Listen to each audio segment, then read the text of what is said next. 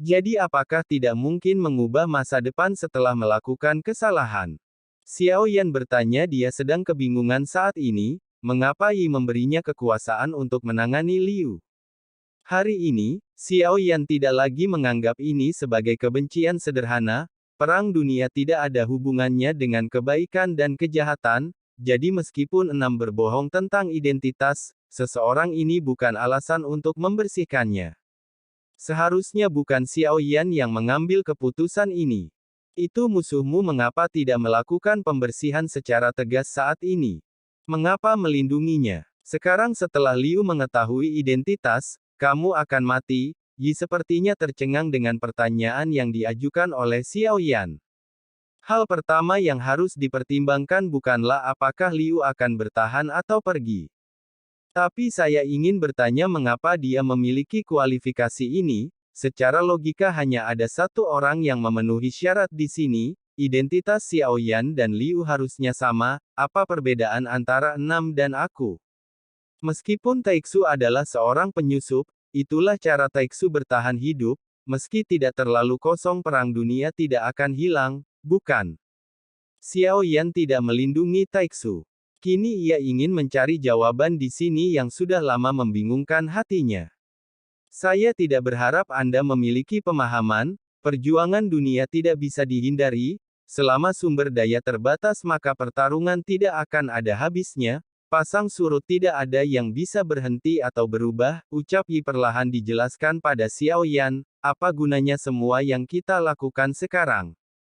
Ucap Xiao Yan, tidak Anda, mungkin juga membayangkan bahwa ini adalah permainan catur, namun maknanya bukanlah putih atau hitam yang menang.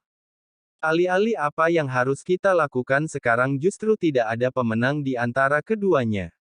Meskipun kamu adalah orang terakhir yang datang ke alam dewa kekacauan. Tapi dia juga harus mengerti berbagai masalah yang tidak terpecahkan. Muncul di 9 alam terkuat, kekacauan semakin meningkat. Melanjutkan runtuhnya ketertiban, sumber daya menghilang. Kemudian bencana yang akan memusnahkan semua makhluk hidup akan dimulai.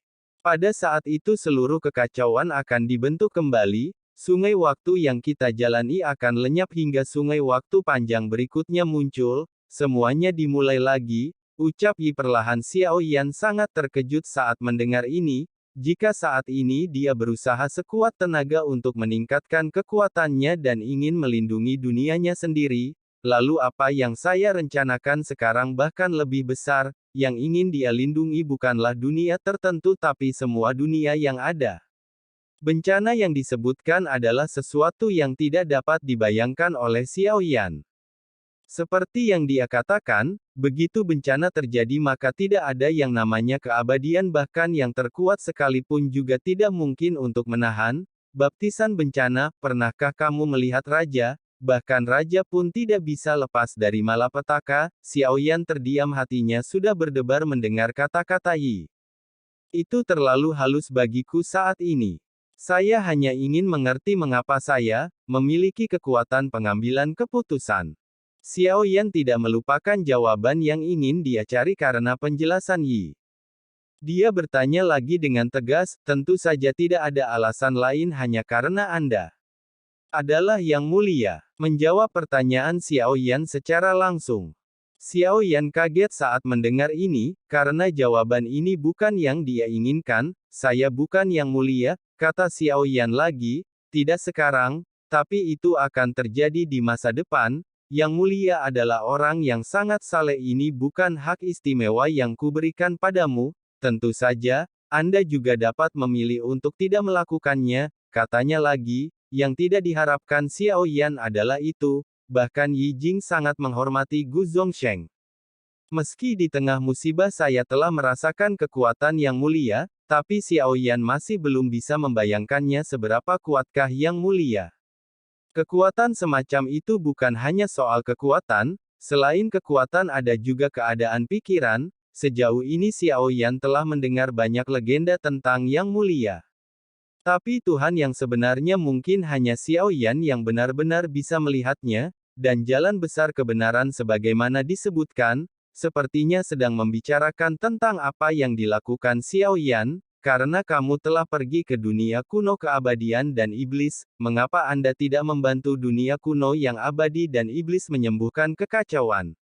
Mungkin untuk Sensi akan menjadi hal yang baik, ucapnya perlahan, tapi dunia kuno yang abadi dan iblis menyerbu Sensi. Xiao Yan tidak memiliki kesan yang baik tentang dunia kuno yang abadi dan iblis. Kamu mempunyai hati yang benar, saya tidak perlu bicara lebih banyak, Anda harus bisa mengerti sekarang. Kamu bisa memberitahuku keenam, haruskah saya pergi atau tetap tinggal? Keduanya telah berbicara selama beberapa waktu. Akhirnya, aku bertanya pada Xiao Yan. Xiao Yan ragu-ragu faktanya, dia telah berpikir jika itu benar-benar karena keputusannya, biarkan Liu pergi, mulai sekarang tidak dapat lagi menghadiri rapat, ada pro dan kontra untuk Xiao Yan, identitas aslinya bisakah Anda memberitahu saya? Xiao Yan bertanya langsung, aku bisa menjawabmu namun setelah mengetahui identitasnya enam akan tinggal. Segera setelah Xiao Yan terus memilih. Xiao Yan sedikit ragu jika Anda membiarkannya pergi, Anda akan kehilangan sebagian informasi tentangnya.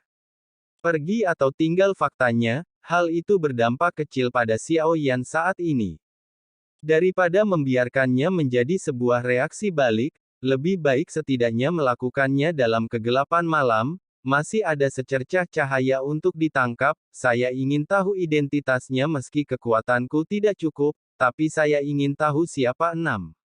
Xiao Yan membuat pilihannya, dunia Taiksu. Tuan Suci Qiansu Suqian Tai. Tuan Suci Qiansu, apakah dia Raja Taiksu? Xiao Yan tidak terlalu terkejut saat mendengar ini. Bagaimanapun, semua petunjuk sudah cukup, untuk dibuktikan keenam adalah identitas Taiksu. Itu adalah mantan Raja Taiksu, mengoreksi ucapan Xiao Yan, terima kasih. Xiao Yan tidak bertanya lagi. Tidak sopan jika bertanya lagi.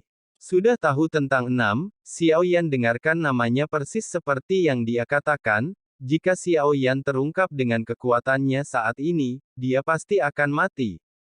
Haha, mungkin Tuan Suci Qiansu ini, jika Anda tahu, bahwa dia hanyalah keabadian seorang kaisar, saya kira monster tua itu akan sangat marah sampai dia muntah darah. Saya langsung tertawa dan berkata saat ini, hanya sosok Yi dan Xiao Yan yang berada di sini. Platform batu lainnya kosong milik Xiao Yan dan percakapan terpisah. Ada satu hal lagi yang ingin saya tanyakan pada senior. Saya mengatakannya sebelumnya menemukan hati biru, yang aneh mungkin ada hubungannya dengan sosok biru yang disebutkan R. Apakah ada cara untuk memecahkan hati biru ini? Xiao Yan bertanya. Sekarang Ning Yao dan Tian Xun dibawa ke alam iblis Halloween secara kebetulan. Apakah mereka menjadi budak para dewa atau tidak akan pernah mati pada akhirnya, kita harus menemukan cara untuk menghadapinya. Hanya saja kalau masih hati biru yang aneh itu masih mustahil untuk menghilangkannya, saya akan menyelidiki masalah ini. Mereka pasti telah menelan semangat kekacauan. Tidak sulit untuk mematahkan semangat ini, tapi ini juga dianggap soal komisi. Bawalah Ordo Kuno Dewa dan Iblis, saya akan memberi Anda cara untuk mematahkan semangat ini. Xiao Yan mengangkat alisnya sedikit saat mendengar ini. Hanya kata-kata dari tatanan kuno makhluk abadi dan iblis itu bukan masalah. Halloween Demon World dapat ditukarkan dengan 10.000 poin kontribusi, bagus, itu kesepakatan.